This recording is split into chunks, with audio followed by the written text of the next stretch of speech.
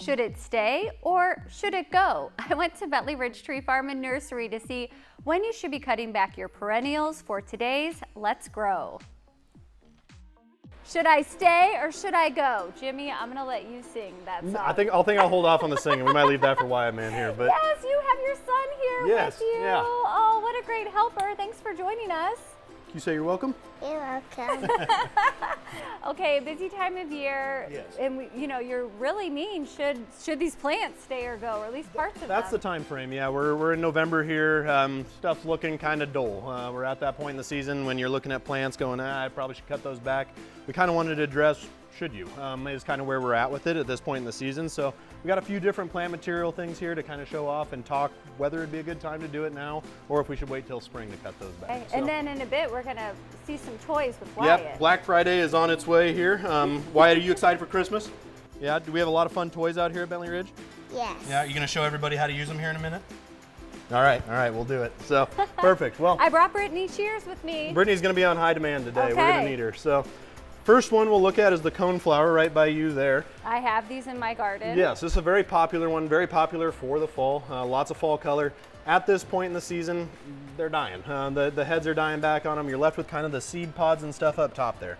This is one of them when we ask the question, should I stay or should I go? And this is one that you leave. So we're not going to start with the cutters yet here. But okay. Those seed pods up top actually add a really nice thing for birds during the winter to forage on, add some natural things for wildlife, and they prefer to have that one to kind of rely on. So if you don't like the look of it, sure, you can cut it back in the fall, but it does help with the natural wildlife and stuff around there to kind of use there. Okay, well that makes it easy and beneficial to wildlife. Yes, so. Yep. Next one we're going to look at, and this one doesn't look too terrible here yet, but a hosta. Hostas are one when we ask the question of whether to get rid of them or not in the fall. Fall is a good time to cut your hostas back. So with this one, we're going to assume it's a lot more brown, more similar to this leaf at this point. But hostas are a very easy one. You can kind of hold all that old foliage you got right there in your hand. So we're doing this whole thing. You're going to cut away, just not my fingers, like remember? Right here? Yep, right there's perfect. Okay. So we're going to cut right through. What do you think, Wyatt? Is that a good I cut? should let you do this. You like pruning, don't you? Do you prune at home? Sometimes. Sometimes. So, and then the reason I mainly brought Wyatt is when you get a bunch of dead leaves like this, here you go, buddy, then you don't have to hold them. And so that's a pretty cool trick there. But no, kids great for cleanup on the yard and stuff like that. They make it pretty nice and easy to kind of get rid of some of that. So that is a good-looking hosta in the November to December time frame. That's kind of what we want to see for hostas. Daylilies are going to follow suit with this. There's a lot of other plants that kind of follow suit in that category. Another one to look at, kind of similar, this one here, which I'm going to say it right up front, doesn't look real good at this point in the season. Oh, I thought it did. That's not what it's supposed to look like? It's got some powdery mildew, it's got some leaf spot. This is a peony, which is by far one of our most popular spring perennials.